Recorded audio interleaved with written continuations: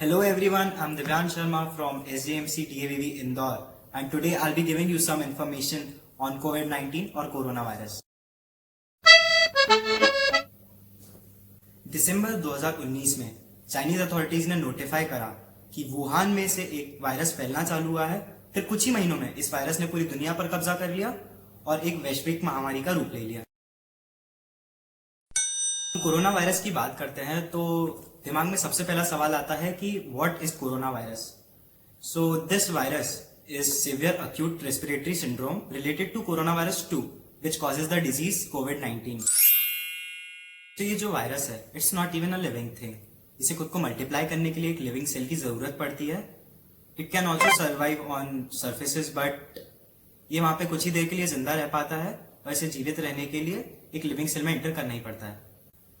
Corona virus आपकी body में आपके मुंह, नाक या आंख से एंटर कर सकता है। सो प्लीज मेक श्योर कि आप अपने चेहरे पर बार बार हाथ न लगाएं, और जैसे ही आपकी बॉडी में एंटर कर लेता है वैसे इसकी दो डेस्टिनेशन इंपॉर्टेंट रहती है, एक इंटेस्टाइन या फिर आपके लंग्स।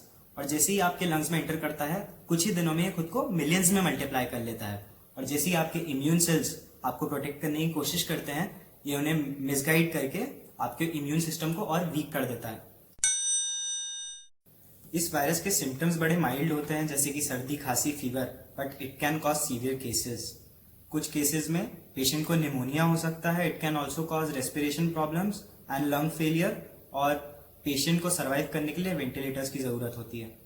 जिस समय पर यह वीडियो बन रहा था उस समय इस दुनिया में कुछ 19,17,272 केसेस थे, और रिकवरी की बात करें तो 4,41,235 लोगों की ही रिकवरी अभी तक हो पाई है। और इंडिया की बात करें तो यहाँ पे अभी तक जो केसेस बताए गए हैं वो है कुछ 10,453, और जिनमें से रिकवरी रेट है 1,193 का।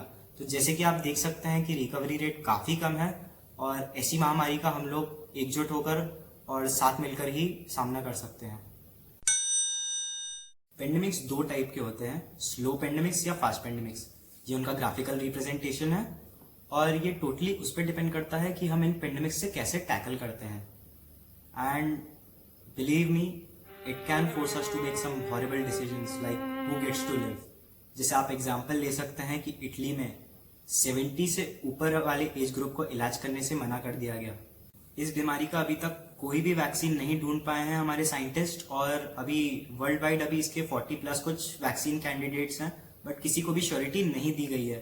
तो इसकी सिर्फ एक ही वैक्सीन हो सकती है, सिर्फ एक ही इलाज हो सकता है। We can be the social vaccine. हम इसका इलाज हो सकते हैं। वो कैसे? Not infecting others and not getting infected. मतलब कि खुद इन्फेक्ट ना हो और दूसरों को इन्फेक्ट ना करें। तो जैसा कि बड़े बुजुर्ग कह गए हैं, precaution is better than cure.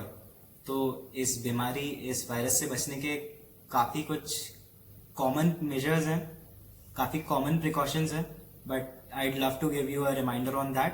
तो पहली चीज आप इससे बचने के लिए जो कर सकते हैं is to stay at your home, isolated रहिए। दूसरा, keep a safe distance from others. दूसरों से करीबन 1 मीटर की दूरी बनाए रखें ताकि आप दूसरों को संक्रमित ना करें और खुद भी संक्रमित ना हो। तीसरा, वॉश योर हैंड्स ऑफनली। किसी साबुन से हर थोड़ी देर में 20 सेकेंड के लिए हाथ धोते रहें या अल्कोहल बेस्ड सैनिटाइजर का यूज करें। चौथा, कवर योर कफ।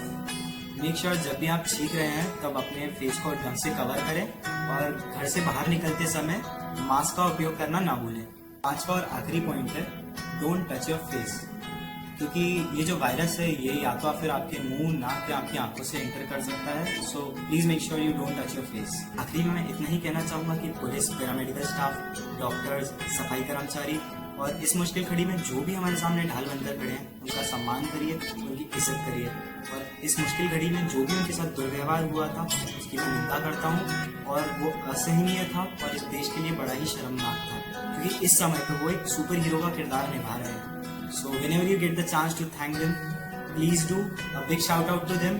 And इस वीडियो में इतना ही। I hope you like the video। और आखिरी में मैं इतना ही कहना चाहूंगा कि देश को जिताना है और कोरोना को हराना है।